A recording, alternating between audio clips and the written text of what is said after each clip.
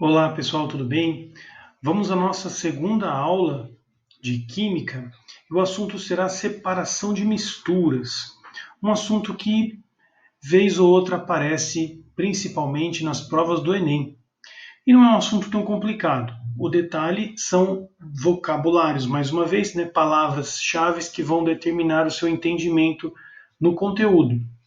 Então, a primeira palavra de ordem dessa aula será semelhante dissolve semelhante, ou em latim simile simile, ou seja, as moléculas que nós estudávamos anteriormente, elas apresentam características, e essas características podem ser semelhantes a outras moléculas. Mais à frente nós vamos entender que isso se chama polaridade, e as moléculas podem ser polares ou apolares, não polares.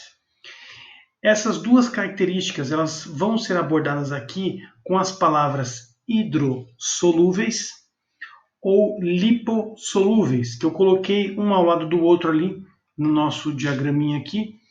Hidrossolúveis ou hidrofílicos são moléculas que gostam de água.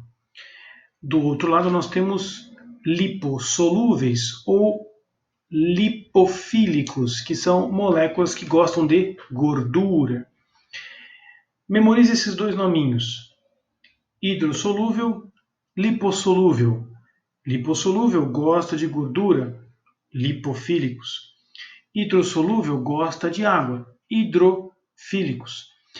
Cuidado que existem algumas palavras que são opostas. Por exemplo, quando eu falo hidrofóbico, você sabe que tem que pensar em fobia. Não gosto de água. Hidrofóbico, então, é alguma coisa lipofílica.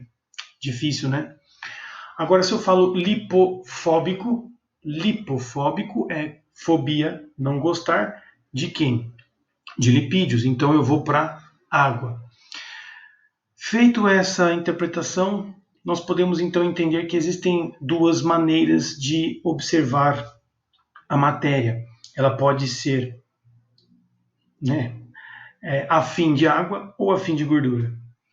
Essas semelhanças elas vão definir, portanto, dois tipos de misturas que nós abordávamos na aula anterior. Podem existir misturas heterogêneas, que no geral serão misturas quando nós colocamos duas coisas que não se combinam, que não são semelhantes. O exemplo mais fácil de você entender isso é água e óleo. Quando você mistura água em óleo, você tem uma mistura de duas coisas que não são semelhantes e eu posso chamá-la de heterogênea, porque eu enxergo mais de uma fase. A fase, na física, nós vamos interpretar como sendo três possíveis: fase sólida, fase líquida e fase gasosa. Então, essas três fases farão parte de nossa descrição aqui nessas identificações de misturas. Então, perceba que logo nos exemplos aqui das técnicas que são utilizadas para separar essas misturas, ou seja, separar os componentes, você tem diferentes possibilidades, como sólido líquido. Quando você tem uma mistura de sólido com líquido e uma mistura com aspecto heterogêneo, você pode usar a filtração. Um exemplo mais simples é água e areia, onde você vê duas fases, você vê a areia e você vê a água. E por conta das particularidades da areia que não se dissolve por nada na água e a areia estar no estado sólido, fica mais fácil você colocar uma barreira física, que seria o papel do filtro, onde o fluido passa por entre este papel e sai, enquanto que a areia fica, como numa peneira muito fina. Outro exemplo muito importante seria a magnetização, que é muito importante hoje em dia, devido às aplicações que podem ser feitas na própria Petrobras. Mas aqui vamos nos limitar apenas a um exemplo simplório. A magnetização, ela utiliza propriedades, como o próprio nome diz, magnéticas, a atração entre duas matérias por meio de forças magnéticas. O ferro é muito atraído pelo ímã, e o ímã é o grande segredo dessa separação. Perceba que eu coloquei aqui sólido com sólido, o ferro na terra. Nós podemos pegar alguma mistura que tenha areia, cascalho e um pouco de pedaços de metal ou ferro. Aproximando um ímã, você vai perceber a atração magnética, promovendo uma separação entre dois sólidos, que visualmente poderia ser um pouco complicada se for um ferro bem triturado, por exemplo. Agora, quando não existe essa possibilidade de separação por meio de propriedades magnéticas, infelizmente te sobra apenas a catação. A catação, esse nome meio complicado, né? Parece até pejorativo, mas de fato é uma catação. Eu vou separar pegando as coisas. O exemplo que eu coloquei, pedras em um lago, onde você tem o sólido, que são as pedras, e o líquido, que é o fluido que corre ali. É semelhante à filtração, mas percebe que é uma separação mais grosseira, você consegue visualizar isso. E assim nós temos exemplos de algumas misturas heterogêneas. Perceba que é evidente que existem fases, você precisa olhar e começar a mentalizar nos exercícios que é óbvio que existem diferentes fases, para que você possa distinguir qual é a técnica melhor. A filtração na química é a mais importante, pois nós temos muitas das vezes líquidos, como a água, que não vão conseguir dissolver certas coisas. Uma vez que a água não dissolveu, ou algum líquido não consegue dissolver aquela coisa, você pode pôr o filtro de papel para separar. Filtração. Separação entre sólido e líquido numa mistura heterogênea. Agora vamos para as misturas homogêneas. As misturas homogêneas elas requerem um refinamento maior na descrição. Percebe que os exemplos aqui estão um pouco mais técnicos, não apresentam exemplos concretos. Mas, a princípio, uma mistura homogênea é aquela que apresenta uma única fase. Você olha e você não consegue ver mais componentes ao olho nu. Os componentes existem, mas você não vai conseguir diferenciá-los se não fizer alguma técnica. Por exemplo, a água do mar. Se eu te apresento um copo com água, como nós fizemos na aula anterior, você pode ficar na dúvida se isso é água da torneira ou água do mar. Para saber a diferença, você pode promover um aquecimento. E esse aquecimento vai fazer com que um desses componentes saia fora.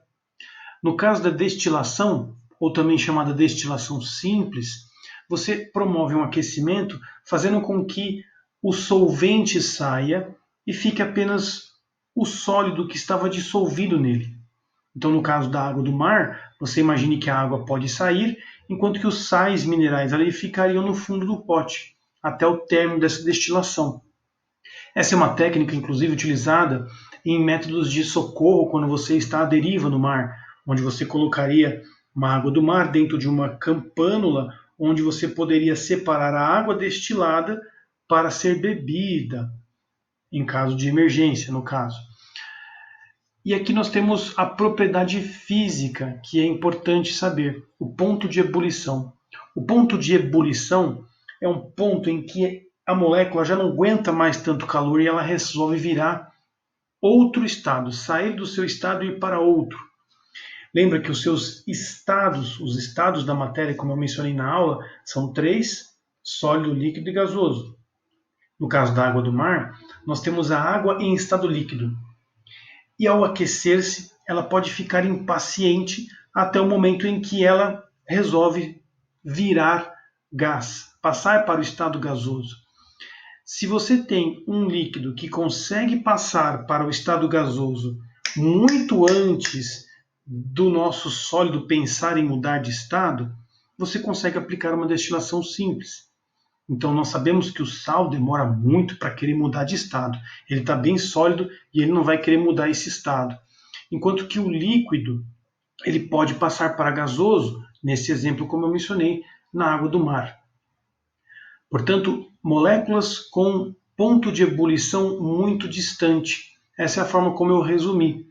Se você analisa um sólido, por exemplo, o cloreto de sódio, o ponto de ebulição, ou seja, a temperatura para fazer o sal sair do líquido e ir para gasoso é tão alta, por volta de 1000 graus Celsius, que até você conseguir fazer essa proeza, a água já foi embora faz tempo. Então, essa grande diferença de pontos de ebulição garante uma destilação simples, eficaz. Agora, existem moléculas que, quando se misturam, apresentam certas semelhanças. E essas semelhanças é que deixam a destilação um pouco trabalhosa. Por isso, nós temos que fazer a destilação fracionada. A destilação fracionada, ela utiliza vários equipamentos no laboratório, que eu acho que aqui, por enquanto, vamos pensar apenas no conceito, não vamos pensar na prática. Mas você coloca dificuldades, né? Como se fosse um labirinto. A destilação fracionada, ela constrói uma torre com várias curvas, que seriam esses labirintos, dificultando a passagem da molécula do estado líquido para o estado gasoso. As moléculas que são mais saidinhas vão sair primeiro, enquanto as moléculas que não são tão assim aceleradas, elas vão ficar meio que se barrando no meio do caminho, cansando porque esse labirinto está difícil, eu vou voltar lá para ser líquido que eu ganho mais. E isso pode ser controlado pela temperatura. Se você aquece só um pouquinho, você favorece a saída daquelas mais aceleradas. Agora, se você aquece muito, aí você já vai favorecer as duas a saírem. Por isso é importante você começar vagarosamente a temperatura aquecendo, esperar até que todas as moléculas mais aceleradas saiam, e lá na sequência você aqueceria para que a outra que está lá quieta saia também do seu estado líquido para o gasoso. Portanto, é importante aqui memorizar que uma destilação fracionada é necessária quando as moléculas parecidas e ou com um ponto de ebulição muito próximo. Então, moléculas parecidas e pontos de ebulição próximos. É uma maneira de você identificar, acho que eu vou ter que fazer uma destilação fracionada. Então, com isso você percebe que existem essas duas diferenças entre a destilação e a destilação fracionada. Destilação simples ou destilação é quando os pontos de ebulição são muito diferentes. Este componente vai sair rapidinho, enquanto que o outro demora muito. Agora, a destilação fracionada ela requer um pouco mais de cautela, pois os pontos de ebulição são mais próximos. Na sequência, nós temos a última separação envolvendo misturas homogêneas, que é a fusão fracionada. A fusão fracionada ela se torna necessária quando nós temos ligas metálicas. Por exemplo, um anel de ouro 18 quilates, ele apresenta ouro e outros materiais, como por exemplo a prata, em concentrações diferentes, em quantidades diferentes, mas que como são materiais diferentes, você pode esperar que um derreta primeiro, enquanto que o outro fica sólido. Essa é uma maneira de exemplificar uma fusão fracionada. Com isso, nós finalizamos esses dois grandes blocos de misturas heterogêneas e homogêneas. Lembrando que na mistura homogênea você não consegue ver duas fases, apenas uma só é possível de ser vista, requerendo então um certo cuidado na hora de promover a separação. Enquanto que na mistura heterogênea você tem claro e evidente duas fases e fica mais fácil distinguir o que fazer. É importantíssima essa observação para resolver alguns exercícios, onde será questionado como você fará a separação. Começando pelas misturas heterogêneas, que é mais fácil, passando depois para as misturas homogêneas, na sequência, você consegue promover uma separação de misturas. Agora, vamos ver algumas técnicas que não são definidas como misturas. Você tem a técnica de densidade. A densidade é uma propriedade física que define a massa sobre o volume. Materiais muito densos, com densidade muito alta, ou seja, grande massa e pequeno volume, eles podem se localizar no fundo de soluções aquosas. Um exemplo bem simples que eu coloquei aqui seria a carne moída no molho. Se você reparar bem, todo molho ele até consegue deixar as carnes moídas ali no meio, dependendo do aspecto do molho. Mas se seu molho estiver muito ralinho, essa carne moída vai para o fundo, formando algo abaixo. Esse ato da carne descer, devido à gravidade puxar esse componente, é uma decantação. Toda vez que algum material se deposita, decanta, você tem essa separação. Mas é uma separação visual, não física, né? Eu não tirei o sólido do líquido ainda, só foi feita uma separação. Um exemplo bem interessante que você pode notar em alguns supermercados, eu não sei se isso ainda existe, mas alguns refrigerantes daquela cor laranja, que eu não quero falar a marca, podem apresentar materiais sólidos no fundo da garrafa, mostrando para nós que houve uma decantação. O material sólido se depositou no fundo e o líquido ficou em cima. Isso também é observado quando você tem aqueles óleos bifásicos, né? As mulheres podem saber melhor isso, ou quando você mistura água em óleo. Quando você faz alguma sopa, por exemplo, você sabe que foi colocado óleo, o próprio material que você vai usar para cozinhar pode soltar um pouco de óleo, né? Algumas coisas, e isso vai ser visto depois no final da sopa, onde você vê o óleo em cima e a água embaixo. Então essa capacidade dos materiais de se separarem devido à ação da gravidade, e muito também por conta da sua não semelhança, é por conta da densidade. A densidade do óleo ficaria em cima, aliás, o óleo ficaria em cima, pois a sua densidade é menor, e a água ficaria embaixo, pois a sua densidade é maior. Mas apenas aqui estou mencionando que existem explicações para a diferente posição desses componentes. Óleo ficando em cima, água ficando embaixo. Por quê? A culpa é da densidade. A densidade do óleo é menor, a da água maior. Assim você consegue explicar o porquê dessa separação visual. O mesmo acontece na flotação, que é uma propriedade de flutuar. O orégano, por exemplo, quando você joga em cima da água, você vê que ele está lá em cima e que você pode tirar com uma peneira depois, num outro processo de separação que não foi citado, pois é simples. Mas você consegue observar que existe essa propriedade de alguns materiais que conseguem subir no líquido, flutuar. Também a explicação está na densidade. Esse material é muito menos denso do que a água, o orégano, e ele consegue ficar em cima. Diferente de uma pedra, por exemplo, que vai afundar ficando embaixo por ser mais denso. Mas no caso da flotação é específico para materiais que vão flutuar acima do líquido. Agora nós temos técnicas de solubilidade que vem sendo explorado vez ou outra em alguns vestibulares, principalmente no Enem. A extração é uma técnica quando você utiliza algum fluido. Então a palavra fluido tem que estar muito bem marcada aqui. Perceba que nos exemplos que eu coloquei, você sempre tem líquido gasoso, sólido gasoso. Ou seja, existe sempre um fluido que vai penetrar numa matéria, arrastando uma das moléculas e deixando a outra para trás. Por exemplo, vou falar sobre a volatilização. A volatilização é muito característico naqueles aromatizantes que você encontra nos banheiros hoje em dia, né? É chique agora a pessoa que tem aromatizantes no banheiro, né? Coloca lá um potinho, você acha que é um sabonete líquido e não é, né? Estou falando porque, né, acho que o professor está denunciando a sua vida. Uma vez eu fiz isso. Mas você tem ali um líquido que apresenta moléculas, mas que essas moléculas podem volatilizar, sair na forma de gás. E isso acontece com o passar do tempo até se esgotar as moléculas dentro do líquido. Isso seria a volatilização. Então, uma extração muito espontânea, né? Você quase não faz nada. Simplesmente o fato da diferença de umidade, concentrações na atmosfera já motivaria esse gás a sair. Agora, quando você utiliza líquido e sólido, por exemplo, na dissolução, é o café.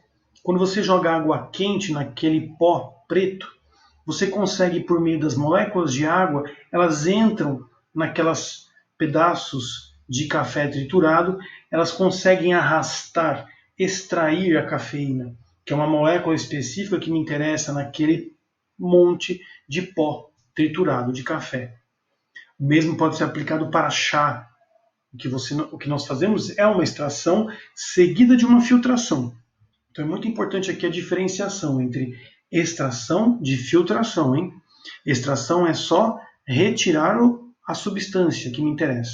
A filtração é você tirar o sólido que não me interessa do líquido agora já com o material extraído.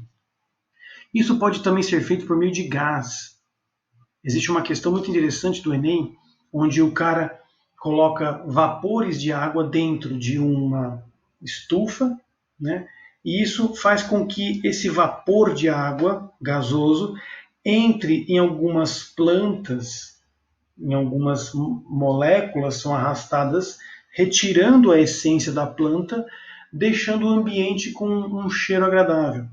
Ou seja, o vapor de água gasoso entra no meio da planta e retira a molécula que me interessa, deixando ela disponível no ar. Isso seria um arraste, quando você arrasta alguma molécula por meio de um fluido, que no caso seria o vapor de água.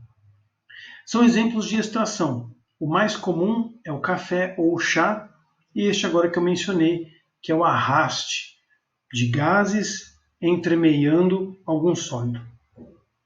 Bom, com essas explicações dessas técnicas e também dos métodos de separação que foram feitos acima, nós podemos agora aplicar estes conceitos em alguns exercícios.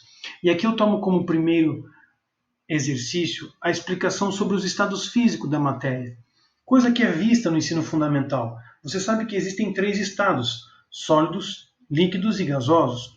Mas como que passa de um estado para outro é definido por um ponto de fusão e um ponto de ebulição, pois a mudança de sólido para líquido é chamado de fusão. E existe um ponto específico em temperatura que define essa passagem. Já do líquido para gasoso, nós chamamos de a passagem de vaporização ou ebulição, quando ela é forçada. E este ponto de ebulição é exatamente a temperatura exata para que eu consiga promover essa mudança de estado, de líquido para gasoso. Então, sólido líquido, ponto de fusão, líquido gasoso, ponto de ebulição.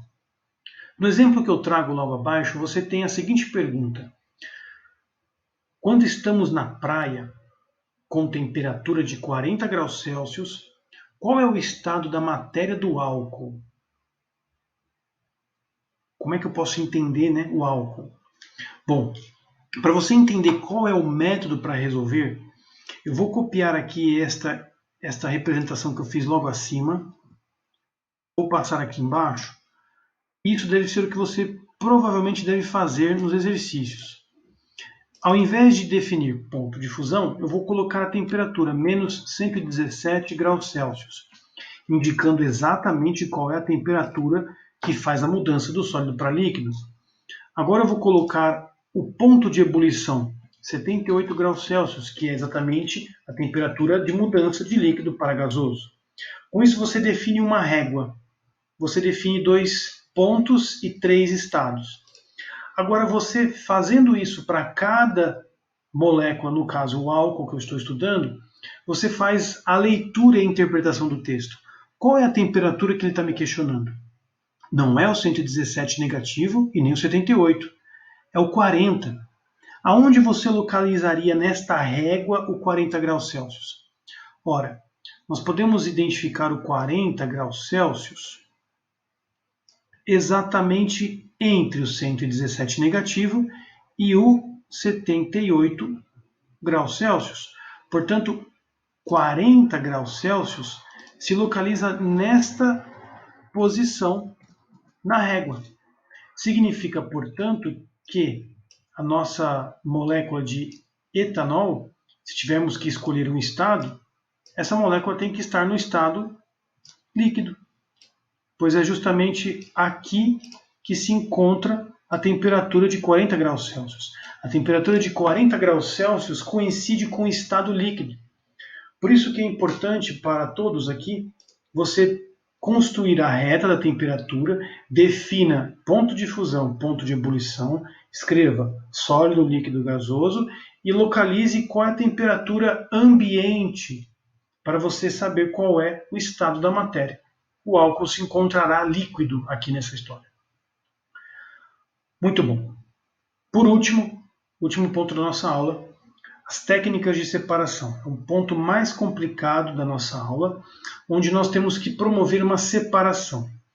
Nesse diagrama que eu já coloco aqui resumidamente, você tem a possibilidade de interpretar já previamente como que deve ser feito o esquema para separar as coisas. Nos exercícios que eu mandei para vocês, existem separações que são um pouquinho cabeludas, eu confesso, mas esta é a interpretação básica para resolver os problemas. Vamos supor que você tenha que separar areia de sal. Você está acampando, por exemplo, escoteiro, não sei, ou até mesmo na praia, e você derrubou um pouco de sal que você ia utilizar para fazer o macarrão, ou enfim, derrubou sal na areia. Só que você só tem aquele sal e não pode procurar outro, até porque está muito longe do mercado e também não deve ter dinheiro, vamos supor.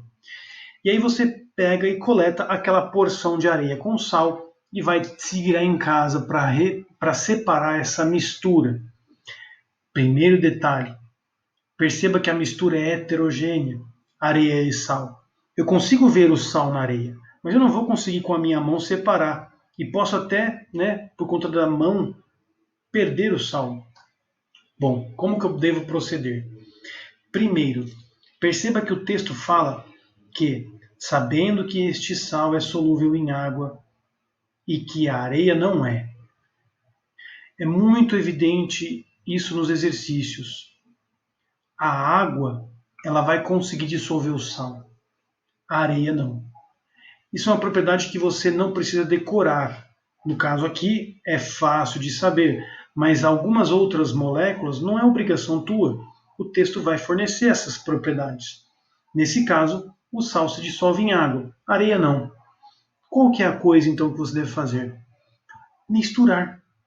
Mistura a água junto dessa bagunça que foi feita na praia, no caso, areia com sal.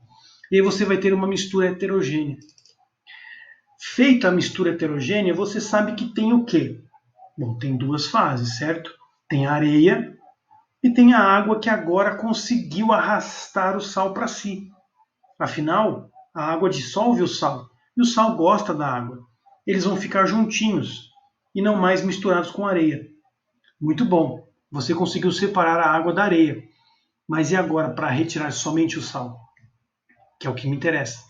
Bom, já que nós temos uma mistura heterogênea e a areia não está mais misturada com o sal, eu posso então arrancar esta areia por meio da técnica de filtração, que é a técnica mais cobrada de misturas heterogêneas.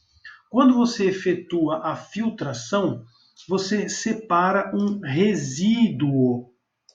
Este resíduo, que provavelmente será sólido, no caso nosso aqui é a areia.